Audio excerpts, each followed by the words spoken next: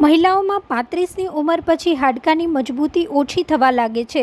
પહેલાં જે હાડકાં ઝડપથી બનતા હોય અને મજબૂત હોય તે 35ની ઉંમર પછી ઝડપથી તૂટી શકે છે.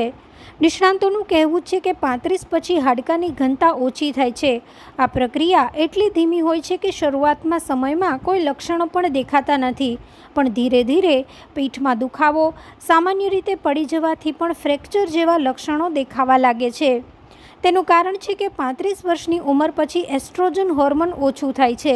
આ હોર્મોન હાડકાને મજબૂત રાખવામાં મદદ કરે છે. આ સિવાય ખોરાકમાં કેલ્શિયમ અને વિટામિન ડીની ખામી હોય, લાંબા સમય સુધી બેસીને કામ કરવાનું હોય અને પ્રેગ્નન્સી જેવા કારણોને લીધે પણ હાડકાં પર અસર પડે છે.